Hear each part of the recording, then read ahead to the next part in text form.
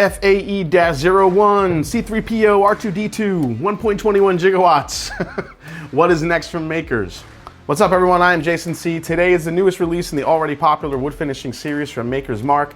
This one is the FAE-01. It's the latest in the exploration in using a variety of charred, virgin oak, and toasted oak staves to see how it can alter the flavors of their iconic wheated bourbon. Let's taste it today and compare it to the last two releases to see if this could be the best one yet today on the Mash and Drum.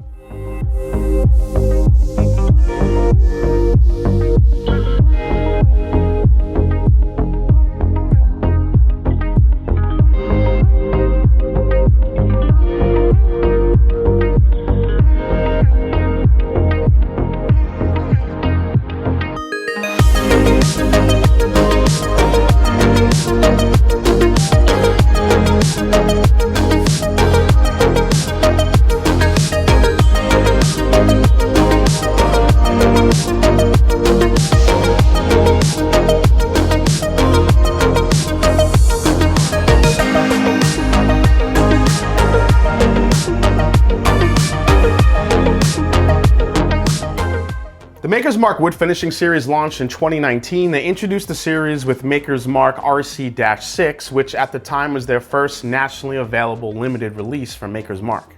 They followed up last year with the Maker's Mark SE4xPR5. This is planned to be an annual release from Maker's Mark, but this year, Makers announced that the spring release of FAE-01 will be followed by the fall release of an FAE-02. So we will get two of these bad boys in 2021.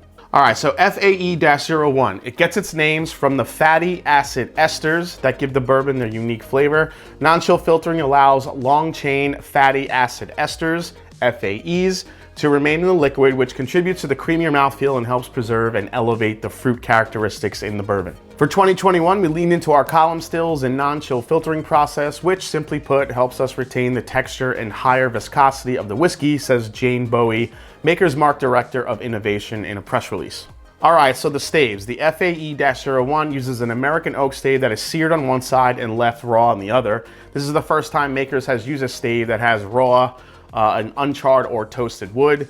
The American oak staves are cooked on one side only in order to maximize the flavors pulled from the staves.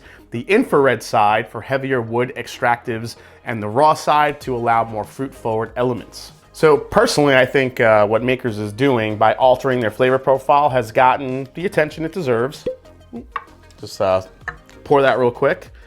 I think each release has been, really unique. Instead of jumping on the toasted bourbon bandwagon, I think Makers has been innovative and drawn the interest of bourbon drinkers everywhere to see exactly how each of these releases taste and differentiate from one another. Now, while some may see it as gimmicky, it's hard to argue that the bourbons they have created has been interesting and pretty damn good, while at least the last two releases were. This one, I think, is going that direction. Let's find out. So the first release in the 2021 Maker's Mark wood finishing series, the FAE-01, is bottled at cask strength, ranges from about 110.3 to 110.6, and is available now at a suggested retail price of about 60 bucks. All right, let's go to the nose, see what we get. Now in the beginning, when I cracked this open on a live stream.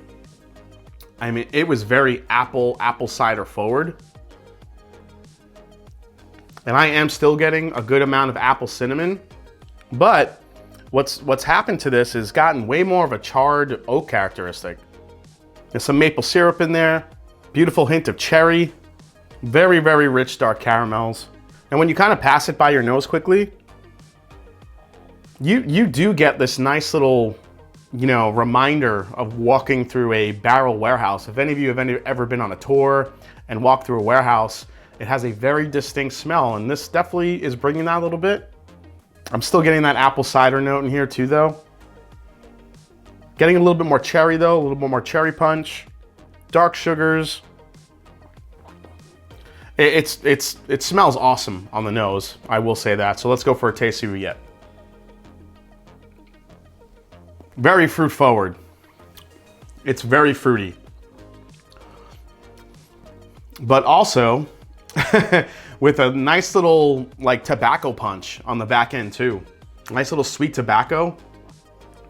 Good proof point. It's not overpowering. It does carry a good amount of spice as well. It's fruity, it's spicy. That was the first sip. Let's go to the second sip, see what we get. It's very creamy, I think, for a bourbon. I mean, this really sticks to the palate. I mean, I'm just getting dark berries, again, apple, dark cherry, hint again of that sweet tobacco. It is spicy on the back end, so it is actually coming across a little bit drying. It's not terrible, but it does dry you out the slightest little bit. But I think the, you know, like sometimes some of those dry, you know, a dry bourbon can just kind of really suck the moisture out and you're just left with no flavor. It's still drying, but you're still left with a lot of those, you know, those dark berry notes. Let's go for another sip. Yeah, it's all just like dark fruits and charred oak, and again, the apple, the cider, the spice is still there, which is, this is actually drinking a little bit hotter to me than 110.6 proof, to be honest. Got a nice spice kick on it. Let's go for another sip. Yeah, it's hard to escape like this bite that it has. It's got like this astringent, like spicy bite to it. And I would think that's from the virgin oak.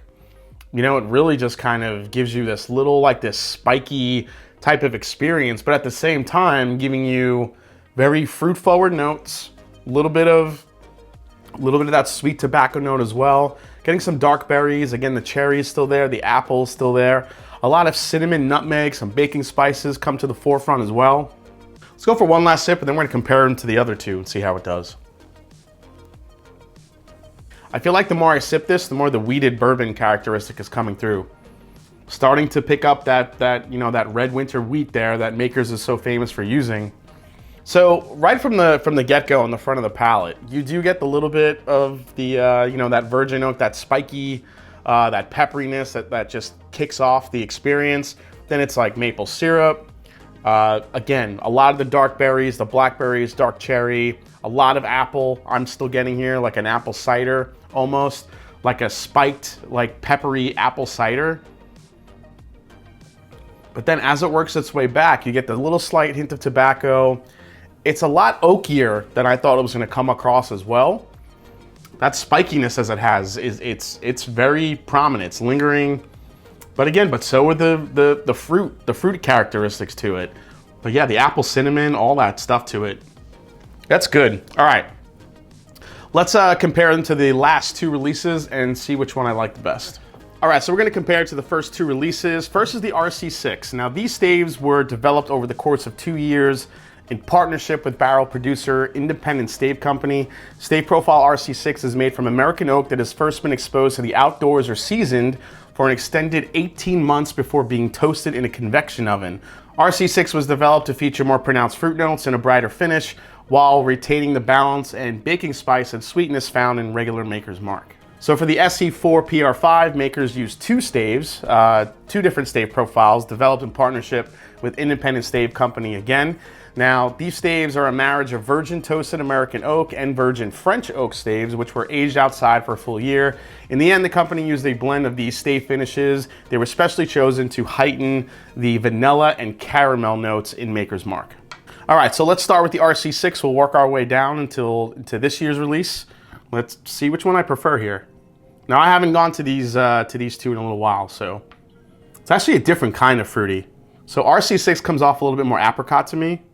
Yeah, a lot more fruit characteristic in here. The apple is still there. It's not as rich and pronounced like in the FAE, whereas the RC6 is coming off a little bit brighter, more of like a Granny Smith apple. You do get a little bit of the cherry there. Like I said though, very peachy, maybe even a little pear as well. All right, let's go for a sip of the RC6. Well, I haven't had the RC6 in a while. Actually getting a little banana in there. So this one, the RC6 came in, this one is 108.2, so a little bit lower. Man, that's like chewing on a stick of juicy fruit gum right there. You guys remember the old juicy fruit gum, the old yellow pack? That is pure juicy fruit gum, which with some black pepper, some spice on it. I remember loving the RC6 when it came out. Just the fruit forwardness is just really unique, very delicious. All right, let's go to the SE4xPR5. This one comes in at 110.8 proof. So This one's, I think, right on the money. This is 110.6, so it's only 0.2 higher. Let's go to the nose on this one. Oh yeah. So, you know, when they give you these descriptions from Maker's Mark, I mean, they really nail this. I mean, RC6 definitely does bring a lot of those fruit-forward characteristics to it. I mean, the SE4 and PR5 is completely different than these two, where these, the RC6 and the, oh my God, I'm so sick of saying these letter number codes. FAE-01 is more fruit-forward in different ways. You know, the SE4xPR5 is just completely caramel, vanilla, dessert. Little butter pecan going on in this one, guys, for sure. Oh, love that. A lot of caramel, a lot of rich vanilla, a lot of dark brown butter here. Definitely brings that forward. Completely different profile than the FA and the RC. Wow. Even these two are starting to, you know, quite discern themselves a little bit. But I mean, this one just sticks out like a sore thumb. That's why I didn't really want to do these blind, because I knew these would be close, but this one is just a whole nother animal. I mean, these being so fruit forward and the SE4xPR5 being so much more concentrated on the vanilla and the caramel and a little bit of honey too. All right, let's go for a sip of this one. That's just desserty and rich, and it's more of like that typical bourbon flavor profile that I lean towards. A lot of the brown butter and the butter pecan ice cream, a lot of the rich caramels. There's a slight nuttiness to this as well. Definitely getting the honey, the slightest hint of like a milk chocolate here too. I don't know which one I like the best. I think all three have their attributes. I think they're all very different.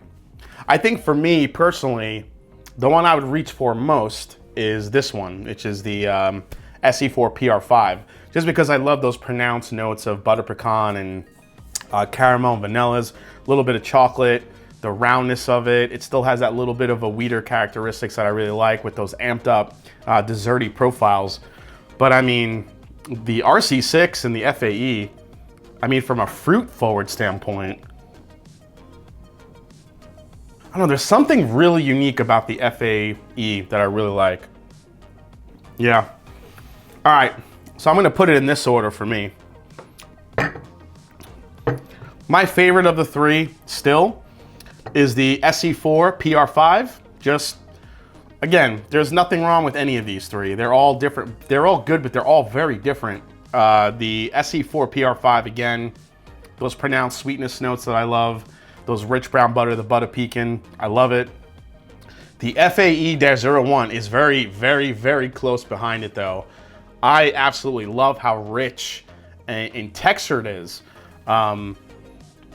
And the kind, like the cherry and the berry and it's like jammy on the nose. I mean, the more this opens up, I think like the fruitier it gets, the more concentrated it gets.